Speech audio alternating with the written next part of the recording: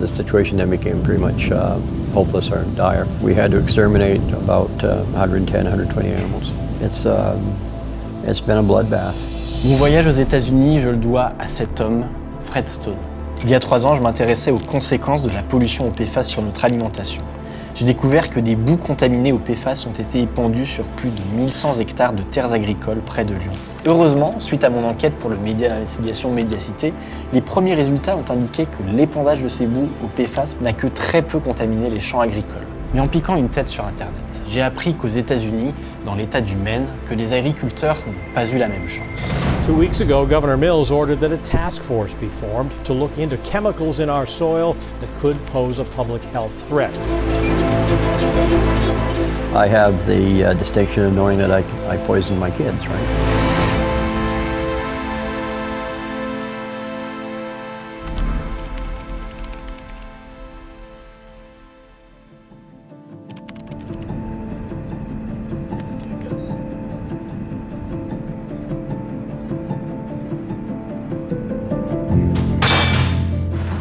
I have to keep rolling. If I don't have these machines out, the boss will get very upset with me.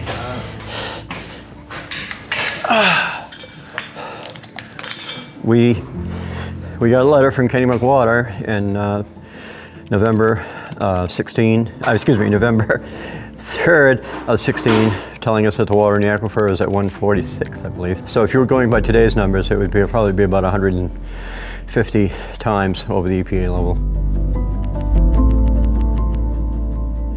At the time, we thought it was just the water, and we thought we were going to be able to salvage the dairy operation. So that's what our mindset at the time. That was what we did. Up until 2.5 years ago, his farm was supplying Oakhurst Dairy thousands of gallons of milk every week. Then Stone was notified that high levels of PFAS were discovered in a well on his farm. Fred décide alors d'informer l'État du Maine qui réalise ses propres prélèvements. Et le couperet tombe. Fred apprend que ce n'est pas seulement l'eau de son puits qui est contaminée, mais aussi celle qu'il fait boire à ses vaches, ainsi que les terres sur lesquelles il les fait paître. Sa ferme entière est contaminée. Par ricochet, les vaches mangent et boivent des PFAS et leur lait se retrouve ainsi contaminé. Conséquence, la laiterie Oakhurst Dairy a arrêté d'acheter le lait de Fred. Seulement, cela ne s'arrête pas là. C'est aussi le sang de Fred et sa femme Laura Stone qui buvaient l'eau du puits qui s'est retrouvée contaminée par énormément de PFAS. On en a trouvé 20 fois plus dans leur sang que dans la moyenne nationale. In December of 16, Oakhurst had run a sample of the milk, and the milk sample came back at over 1,400. And that stayed the highest in the United States until the Toziers came out, and they beat me. The situation then became pretty much hopeless or dire. We had to exterminate or kill, which we would call it, about 110, 120 animals. And the animals that you have left that you see here are cow families that we just couldn't kill. So you either laugh or you cry, and I ran out of tears a long time ago. Fred Stone a été le premier fermier aux États-Unis, et sans doute dans le monde, à parler publiquement en 2019 de la contamination de notre agriculture au PFAS. Grâce à son alerte, 2 ans plus tard, le gouvernement du Maine a lancé une grande campagne de prélèvement d'eau et de terre dans les fermes de tout l'État. Et ils se sont vite aperçus que Fred est loin d'être un cas isolé.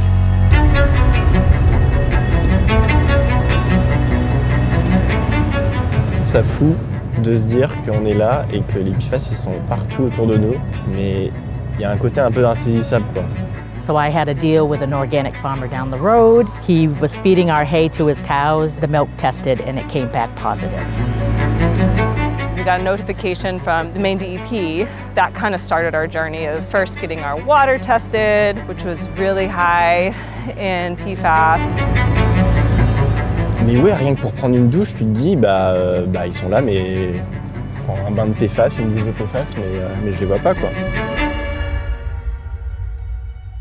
À 2 heures de route de chez Fred, j'ai rencontré Adrienne et Sue, 2 agricultrices qui, en 2022, ont aussi tout découvert de la contamination de leurs terres au PFAS.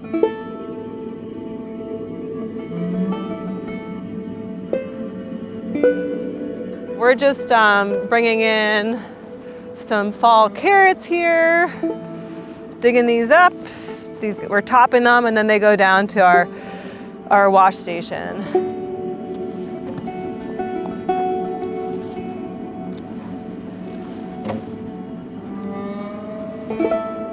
When we discovered what was going on, I mean, honestly, it felt like, I kind of felt like it was like losing a part of your family. I mean, like, obviously, it's like, maybe that's why we stay here too. It's like, I feel like I owe it to this property to try to like figure out, like, to not give up on it or something. So we did milk cows here at one point. We had about 120 milkers that we milked on the farm. And at the time, I was also using my greenhouse and growing plants to, food plants and flowers. I was selling seedlings, to the neighbors and whatever. I couldn't sell those because we couldn't use the water. Mais la question est, qu'est-ce qui a pu contaminer toutes ces fermes dans le Maine? Tous les regards se sont alors tournés vers les boues de stations d'épuration.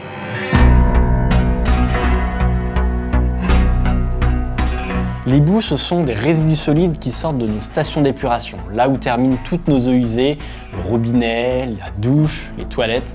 Je ne fais pas un dessin. Or, ces boues sont riches en nutriments.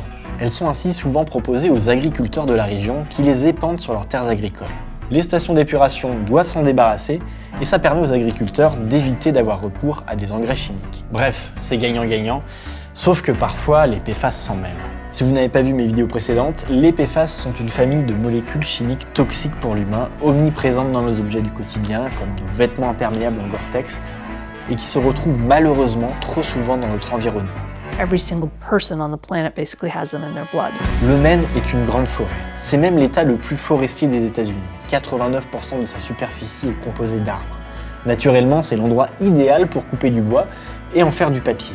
Au XXe siècle, l'industrie papetière était le principal employeur du Maine. On comptait même à un moment plus d'une centaine de papeteries. Mais à partir des années 1980, la concurrence internationale puis l'arrivée d'Internet a provoqué une baisse de la demande de papier et fait fermer bon nombre de papeteries. Mais d'autres sont restées en place. C'est le cas de 2 usines à papier situées près de Fairfield, leur nom Huhtamaki, une entreprise finlandaise, et Sappi, sud-africaine. Quoi de plus embêtant que d'avoir un sandwich avec plein de sauces qui fuit? Vous mettez un papier avec des PFAS, le problème est réglé. Même chose pour la boîte à pizza et l'assiette en carton. C'est justement ce que fabrique l'usine Huhtamaki, des assiettes comme celle-ci. Bref, vous m'avez compris, l'industrie papetière a mis des PFAS dans le papier et le carton de vos emballages alimentaires et par la même occasion contaminé les stations d'épuration locales en déversant ces rejets dans les eaux. Des rejets pleins de PFAS que l'on retrouve ensuite dans les boues, sur les champs agricoles et notre alimentation. Finalement, les PFAS de l'assiette en carton, ils reviennent dans ton assiette. L'erreur de l'État du Maine est d'avoir autorisé par le passé ces épandages de boue en certifiant, comme sur ce document de Fred Stone, qui ne provoquerait aucune pollution de l'eau. Mais oups, les boues sont polluées au PFAS. It's hard to explain, but it was very, very disappointing and devastating and depressing, really. I sold my cows, and I was getting my income from the hay, and then once I couldn't do the hay, I had to go out and get another job. So it really made an impact on our resources to be able to run it as a farm. Our tunnels, we can go poke our heads in them, but like we have fruiting crops like tomatoes in the summer and then flower crops. We used to be able to grow leafy greens and stuff in them, and that's been the biggest loss, is like that provided a lot of like early season and end of season income for us. There's like a field directly behind our house, you can't really see from here, that we're probably to put some greenhouses on that had no PFAS spread on that field. So that's kind of, it all takes time. You know, that's the hardest part, is like adjusting to making these changes while you're still trying to make a living. Cependant, la pollution au PFAS n'a pas fait des agriculteurs ses seules victimes dans le Maine. Nathan Sanders est un ingénieur de l'État chargé de l'eau potable à la retraite. Le comble, il découvre en 2021 que son puits d'eau potable est hautement contaminé au PFAS.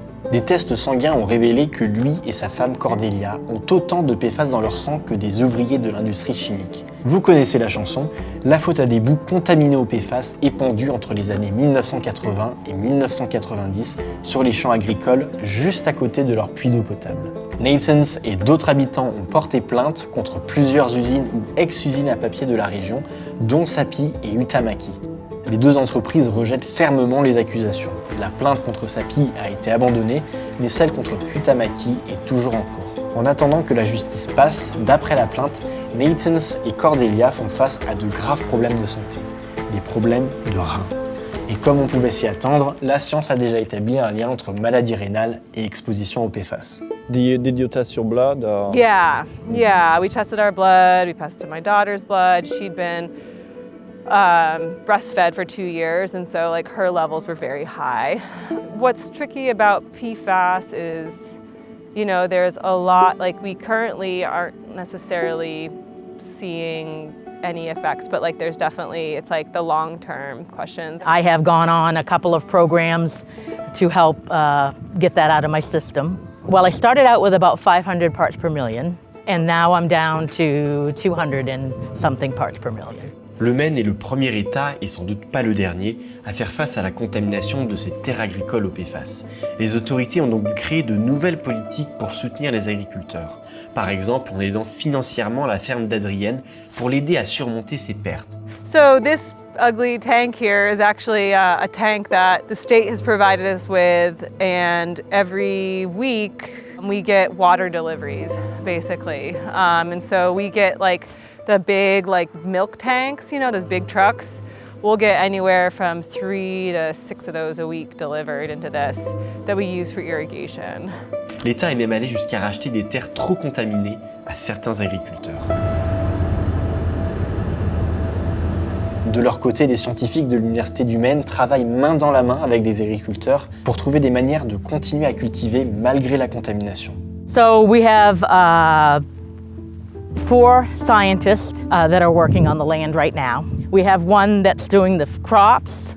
We have one that did tomatoes and lettuce. We have one down here that's doing bees and insects. And then we have the other one that's doing the biochar. This is Ellen Mallory's plot. So she has been down here for 3 years. And in that 3 years, we work with her and we till up anything that needs to be tilled. She had corn there, so we've tilled that up for next year. Some key questions is just how much of the PFAS in the soil moves into the plant. Maybe there are factors in the soil that are like organic matter that are influencing how much PFAS makes it into the plant. And then there are also plant factors that are probably influencing that. And if there are some of these plant factors, are there ones that farmers could manage to try to reduce the amount of PFAS that makes it into their harvested forages? So yeah, we're coming to the biochar down here. So you're looking at, this is one type. From my understanding, the biochar kind of holds the PFAS and doesn't let the plant bring it up. Yeah. And so that's my knowledge on biochar. Questions are the depth of the biochar that you are going to put on. Yeah. How does that affect the plant? Yeah. How long is that going to affect the plant? Is it economically feasible for a farmer to put on? Because it's relatively expensive.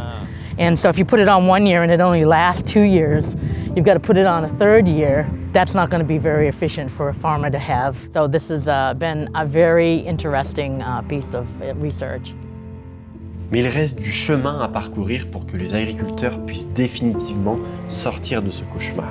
It's almost like I feel like we figured out how to deal with the immediate issues. Like right now we've been just getting water trucked in from the state, but like that wouldn't work forever, right? So like we need to get a water system that's going to work continually. I guess I'm holding out hope that that will be coming into the future, but I do feel like to some degree we're still living like, I wouldn't say day by day, but more like year by year. I think we're still like a good 5 years out from really feeling like we can see what the long-term path is forward. And of course, everybody was saying, you know, sell it, put it into house lots, put it into solar panels. And I'm like, no, I'm not going to do that. I'm too much of a farmer to waste this beautiful piece of property. We do have animals on the farm again, dairy animals. My son just brought over some dairy animals. They're gonna stay the winter. So if you wanna go look at them, we can go look at them. So these animals here will, they get bred to produce beef animals. Because my grandson would like to start a little beef herd. So. We've got some babies in there and we got some mamas. So it's nice to have dairy cows in the barn again. Si le Maine est pionnier dans la gestion de la crise PFAS dans l'agriculture, c'est loin d'être le cas d'autres États américains. Au Texas ou dans le Maryland, on commence tout juste à découvrir le problème. Tout comme en France, en juillet 2025, le collectif de journalistes Enquêto et France 3 ont révélé pour le média Disclose une contamination record en France de l'eau potable au PFAS dans des villages des Ardennes. Et derrière, il se pourrait bien que ce soit la faute de l'épandage de boue et d'une usine de papier. On commence tout juste à comprendre que ce qu'il se passe dans le Maine pourrait nous arriver en France. Mais s'attaquer comme Nathan's à des industriels qui pèsent des milliards, c'est un combat difficile, éreintant. Fred Stone a bien essayé avant d'abandonner. Alors dans le prochain épisode, je vais vous emmener à la rencontre de Lauren et Michael, deux Américains qui se sont battus pendant des années pour qu'un grand industriel français paie les conséquences de sa pollution au PFAS, son nom, Saint-Gobain. Ils nous expliqueront comment ils s'y sont pris. Cette vidéo est extraite de mon article pour Vers le Média, je vous mets le lien de l'article juste en bas. Ce travail d'enquête, d'écriture, de tournage, de montage, on l'a réalisé bénévolement. Et ça nous a même coûté un petit peu d'argent. Alors si vous avez aimé cette vidéo et que vous voulez nous aider à rembourser nos frais, n'hésitez pas à nous faire un don, le lien est juste en dessous. Salut!